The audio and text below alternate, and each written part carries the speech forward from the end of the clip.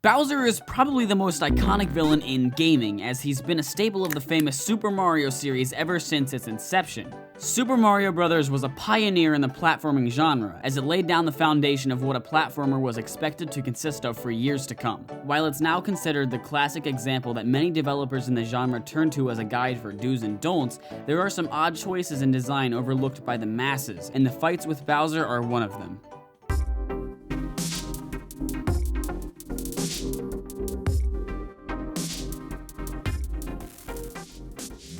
You probably know how Mario is played, yeah? You run to the right and try to get to the end of the stage, level after level, all while avoiding obstacles and picking off enemies, leaving a trail of carnage in your wake. The formula is really quite simple, 4 levels and then a boss, but it's with the simplicity where the quirk with Bowser arises. Throughout the game, the player is presented with a variety of enemies, including anthropomorphic mushrooms, bipedal turtles, and squids.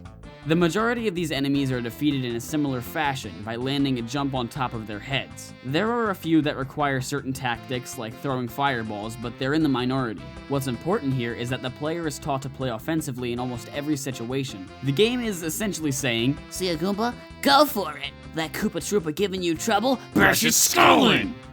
After 4 levels of this, the player is presented with their first boss battle, Bowser! To defeat Bowser, a switch behind him must be triggered, which ends the fight immediately. As previously mentioned, the game conditions the player to control altercations with enemies by taking the initiative of attacking. Now, all of a sudden, the player must play passively, a complete 180 switch in gameplay style. To defeat Bowser, there is literally no physical contact. You just jump over his head and that's it. For a person who's never played Mario in their life, this could be a tad confusing. This isn't how I'm supposed to play the game. The game told me that. The game said, jump on the heads, but I'm not jumping on the heads right now. There are most likely 2 main factors contributing to this odd change in dynamic. First of all, the boss battle as a concept in platformers was not fully fledged out yet. There was no example to default to at the time.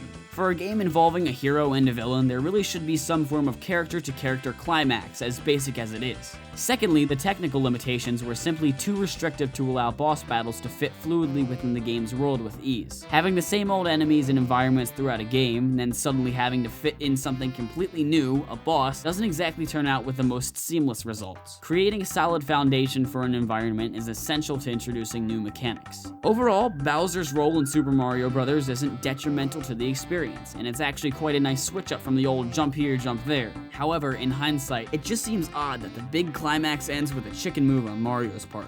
That's foul play, bro. Heyo! If you like this video, give it a like with your cursor, controlled by the mouse, controlled by your hand, controlled by your brain. Okay. After that, give me your wallet. I mean 2 cents in the comments section below. I'd really like to hear what everyone thinks about this whole Bowser business. If you'd like to see more of my work in the future, hit subscribe. It'll benefit both of us. Wink, wink.